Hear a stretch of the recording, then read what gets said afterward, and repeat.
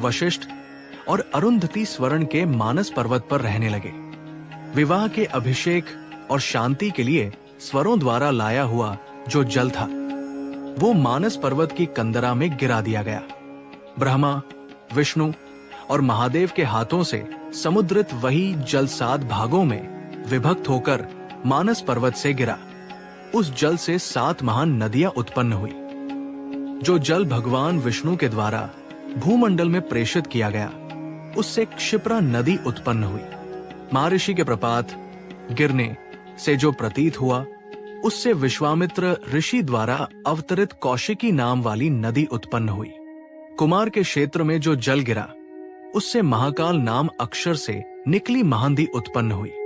विमान पर्वत के पास भाग में भगवान शिव शंभु की सन्निधि में जो जल गिरा उससे गोमती नाम वाली नदी उत्पन्न हुई जो गोमेद से युक्त रहती है। मैनाक नाम वाले पुत्र महाराज के समान के शिखर से उत्पन्न जल जहां शुभ नामक दीपिका थी वहां गिरा। ये महादेव द्वारा सागर की ओर प्रेषित की गई थी। जो जल हंस अवतार की सन्निधि में संगत हुआ उससे परम पुण्यतम कही गई सरयू नाम वाली नदी उत्पन्न हुई। खांडव वन की सन्निधि में हिमालय की कंदराओं में गिरे महाविनाश के जल से ध्रुव के मध्य में इरावती नाम वाली नदी ने जन्म धारण किया जो सरिताओं में परम श्रेष्ठ है। ये सभी सरिताएं स्नान, खान, जलपान और सेवन से जहां भी गंगा के तट है मनुष्यों को फल दिया करती है। ये नदियां धर्म, अर्थ, काम और मोक्ष की सनातन बीजवृत्ता है। इस प्रकार वशिष्ठ मुनि उस अरुंधति को लेकर देवों द्वारा दिए हुए स्थान में चले गए। वे तीनों लोकों में विचरण करते हुए जगत के हित का संपादन किया करते थे।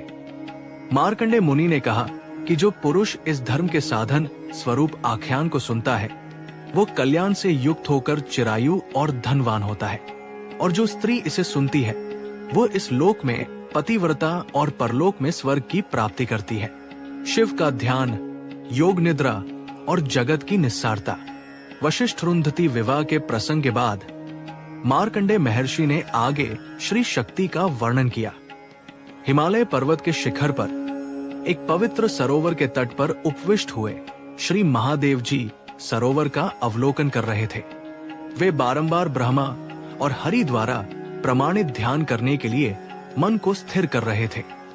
आत्मा के द्वारा आत्मा को आत्मा में ही देखने के लिए